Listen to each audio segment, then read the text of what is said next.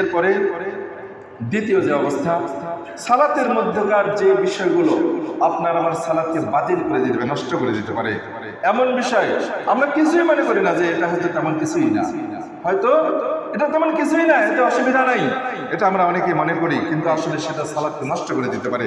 যেমনটি আমরা এখন শুনলাম। আরেকটি বিষয় হচ্ছে সালাতের মধ্যে অতিরিক্ত নড়াচড়া করা, অমনোযোগী হওয়া, অতিরিক্ত নড়াচড়া করা।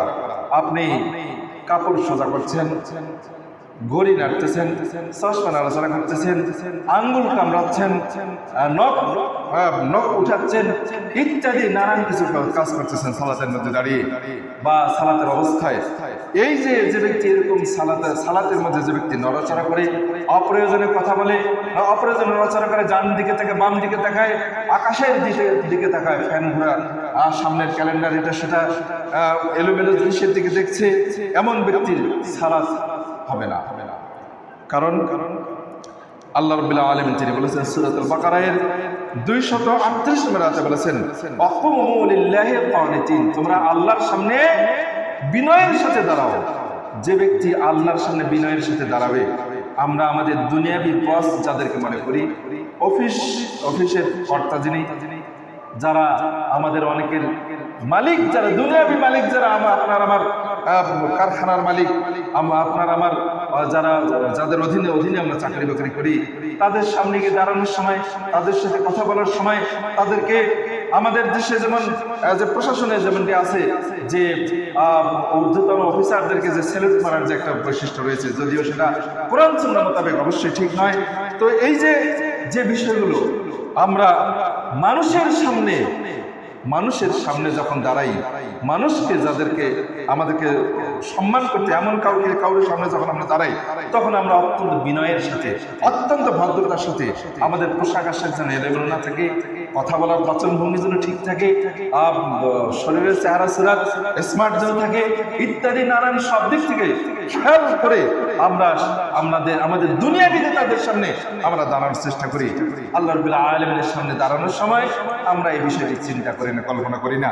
অথচ বিশ্ব সারা এই মহাকাশ, এই পৃথিবী, এই সাত আসমান, সাত জমিন এবং আকাশ বাতাস যা রয়েছে, আমাদের দু চোখে যা আমরা যতটুকু দেখি, যার খবর রাখি না, আল্লাহ রাব্বুল আলামিন তিনি মহান, যা কিছু মহান স্রষ্টা, সেই মহান ক্ষমতার আধার যিনি, তার সামনে যখন আমরা দাঁড়াই, আমরা খেয়াল করি না যে আমরা কার সামনে দাঁড়িয়েছি, আমরা বিনীত ভাব আমরা রাখি না। আল্লাহ রাব্বুল আলামিন তিনি আমাদেরকে আদেশ করেছেন যে আল্লাহর সামনে তোমরা বিনয়ের সাথে দাঁড়াও। আর সূরাতুল মুমিনুনের যে দ্বিতীয় নম্বর আয়াতে আসছে যে মুমিনরা সফলকাম হয়ে গেছে যারা তাদের সালাতের মধ্যে বিনয়ী। কাজেই সালাতের মধ্যে বিনয়ী ভাব যাদের থাকবে না, বিনীত ভাব যাদের থাকবে না, তাদের সালাত হওয়ার সম্ভাবনা কম। সালাতের মধ্যে বিনীত ভাব নিয়ে আসবেন কি করে? আমি এই বিষয়ে অনেক আগে, সম্ভবত প্রায় 2.5-3 বছর আগে এই বিষয়ে আমি খুতবা রেখেছিলাম। নেহাত বছর দেড় আগে সালাতের মধ্যে আপনি মনোযোগ কিভাবে নিয়ে আসবেন এই বিষয়ে আমি আলোচনা রেখেছিলাম।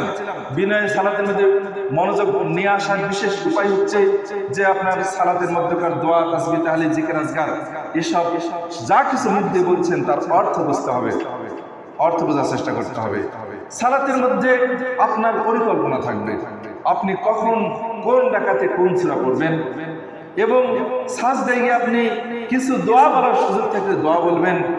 যে তাসবিহগুলো পাঠ করছেন, কতবার করছেন সেটা সজাগ থাকবেন, সতর্ক থাকবেন। আপনি যখন এই বিষয়গুলো আপনি খেয়াল করবেন, সালাতের মধ্যে নতুনত্ব বলতে দোয়ার মধ্যে নতুনত্ব, জিকিরের মধ্যে নতুনত্ব। প্রথম রাকাতে আপনি যে সূরা পড়লেন, দ্বিতীয় রাকাতে সেই সূরা পড়বেন না, তৃতীয় রাকাতে সেই সূরা পড়বেন না, আজকের দিনে যে সূরাগুলো পড়েছেন আগামীকালকে সেগুলো পড়বেন না, জোহরে যেগুলো পড়েছেন আসরে সেগুলো পড়বেন না।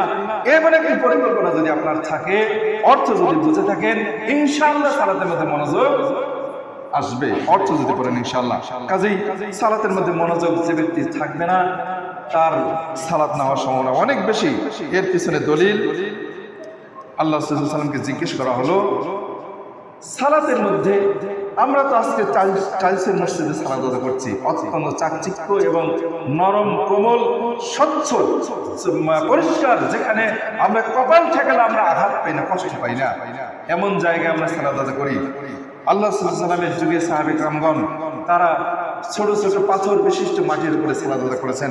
কপাল ঠেকালে তাদের কপালে পাথর ভূতা লাগতো, মনে হয় ফুটে যাবে এরকম, তো এরকম তার আঘাত পেতেন কপালে।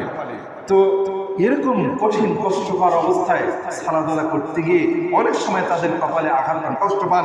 সাহাবারা আল্লাহকে জিজ্ঞেস করেছিলেন যে ওই যে পাথর কপালে লাগছে, আঘাত পাচ্ছি, কষ্ট পাচ্ছি, তো আমরা কি এই পাথরটা মুছে সরাই দিতে পারবো? আল্লাহ রাসূলকে সাহাবারা জিজ্ঞেস করলেন। আল্লাহ রাসূল সাল্লাল্লাহু আলাইহি ওয়াসাল্লাম তিনি উত্তর বলেছিলেন, লা তামসাহ, তুমি এ পাথর মুছে সরিয়ে দেবে না। ওয়ান্তা তুসাল্লি, সালাত অবস্থায়, ফাইন কুনতা লাবুদ, যদি তোমাকে মুছে দিতেই হয়, যদি অনেক কষ্টকর হয়, তাহলে ফাওয়াহিদাতান, মাত্র একবার মুছে দাও। সুবহানাল্লাহ, দেখুন মাত্র একবার মুছে দেয়, এর চেয়ে বেশি নয়। তাহলে যেখানে আমি এই হাদিসটাকে আমরা দলিল হিসেবে গ্রহণ করতে পারি, যে ব্যক্তি যদি রুকু সাজদা করতে গিয়ে কপালে পাথর, ধারালো পাথর, ছোট ছোট পাথর, দেখবেন যে পাথরের যে ছোট ছোট পাথরগুলো অত্যন্ত ধারালো হয়। আমরা অনেক সময় খালি পায়ে যদি রোড ঘাটে যদি হাঁটি, তাহলে দেখতে পাবেন আমাদের যাদের খালি পায়ে হাঁটা অভ্যাস নাই, পায়ের পাতায় মনে হচ্ছে পাথর দ্রুত লাগছে, মনে হয় ফুটে যাবে, ভিতরে ঢুকে যাবে, সূচের মতো মনে হয়।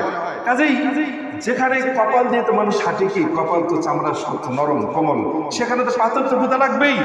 এমন অবস্থায়ও যদি পাথর মুছে দেওয়া নিষেধ হয়ে থাকে, কারণ পাথর সেখানে সরিয়ে দিতে গেলে একটু তো নড়াচড়া করতে হবে, এই নড়াচড়াটাও আল্লাহ সাল্লাল্লাহু আলাইহি ওয়াসাল্লাম না করার জন্য উৎসাহ দিয়েছেন, বলেছেন তুমি তা করবে না, সালাত অবস্থায় তা তুমি করবে না, যদি করতেই হয়, যদি তোমার কষ্টকর হয়, তাহলে মাত্র একবার। সুবহানাল্লাহ, দেখুন তাহলে যদি এতটুকু নড়াচড়াও যদি সালাতের মধ্যে দূষণীয় হয়ে থাকে, তাহলে যারা সালাতের মধ্যে এদিক সেদিক ঘোরাঘুরি করি, এদিক সেদিক তাকানোর চেষ্টা করি, আমরা কাপড় চোপড় এটা সেটা নিয়ে নাড়াচাড়া করি, অমনোযোগ থাকি, তাহলে তার সালাত কতটুকু হবে আমরা সহজেই একটু চিন্তা ভাবনা করলে খুঁজে পাবো। সহিহ বুখারীতে আসছে, আয়েশা আল্লাহ রাসূলকে জিজ্ঞেস করেছিলেন সামনে সালাতের ডানে বামে তাকানো সম্পর্কে। আল্লাহ রাসূল বলেছিলেন, ওয়া ইখতিলাস, এটা হচ্ছে শয়তানের পক্ষ থেকে নামাজীকে ছিনতাই করে নিয়ে যাওয়া। নামাজীকে নামাজের মধ্যে সালাত আদায়কারী যিনি, তাকে সালাতের মধ্যে থেকে শয়তান থেকে ছিনতাই করে নিয়ে চলে গেল, সে আর সালাতের মধ্যে নাই। যে ব্যক্তি সালাতের মধ্যে নড়াচড়া করবে, সেজন্য শয়তানের আয়ত্তে চলে গেল, শয়তান তাকে সালাতের মধ্যে ছিনতাই, আল্লাহ ছিনতাই শব্দ বলেছেন, সে শয়তান তাকে ছিনতাই করে নিয়ে চলে গেছে, সে সালাতের মধ্যে নাই। কাজেই যে সালাতের মধ্যে নাই, যে ব্যক্তি, আলেমগণ এই বিষয়ে একমত যে অতিরিক্ত নড়াচড়া সালাতের মধ্যে অতিরিক্ত নড়াচড়া করা, এটা তাবতুল সালাত, এটা সালাত নষ্ট করে দেয়, বাতিল করে দেয়। যদিও আমরা এভাবে সালাত নষ্ট হয় বলে মনে করি না, বিশ্বাস করি না, বা হয়তো আমরা ভাবি না। কাজেই এমন সাধারণ কিছু কিছু ভুল ভ্রান্তি রয়েছে যেগুলো আমরা অনেক সময় করে থাকি, আমরা করলেও কিছু মনে করি না। আসুন আমরা এই ভুলগুলো থেকে উঠে আসার চেষ্টা করবো। আল্লাহ আমাদের তৌফিক দান করুন, সকলে বলে আমিন।